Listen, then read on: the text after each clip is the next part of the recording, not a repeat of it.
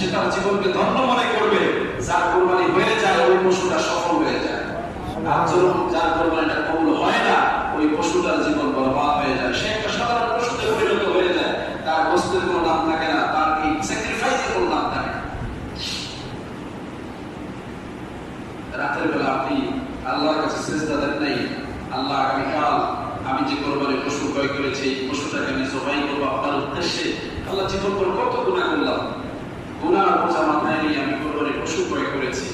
আপনি যদি এটা কবুল না করেন তাহলে আগামীকাল আমার এই টাকা পয়সা এই যে ব্যয় করলাম কোনো কাজে আসবে না। আপনি যদি আমাকে ক্ষমা না করেন তাহলে আমার এই পশুটা কোরবানি দিয়ে গোস্ত খাওয়া কোনো লাভ হবে না।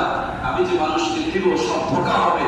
এই পশুর গোস্ত মানুষ নেবে ঠিকই, কিন্তু আমি যে পশু বিলি করছি এটা তো আমার পক্ষ থেকে হাদিয়া হবে না। কি বলে হবে? যে কোরবানি কবুল হলো না কোরবানির গোস্তের কোনো দাম হবে? এটা সাধারণ বাজারে গোস্তে পরিণত হয়ে যাবে। মানুষ নিয়ে খাবে তারা হয়তো তৃপ্তি পাবে, কিন্তু আপনার কোনো তৃপ্তির কারণ হবে। অথচ যে পশুর কোরবানিটা কবুল হবে সেই পশুর গোস্তগুলো বরকত, যারাই খাবে বরকতময় হয়ে যাবে, যারাই খাবে বরকত হয়ে যাবে, যারাই গেলে বরকত হয়ে যাবে। এক আসিফ কোরবানি, এটাকে এত হালকা করে রাখার কোনো সুযোগ ভাইয়েরা। আমি গত জমায় এই বিষয়ে আলোচনা করেছি বিভিন্ন প্রয়োজনীয়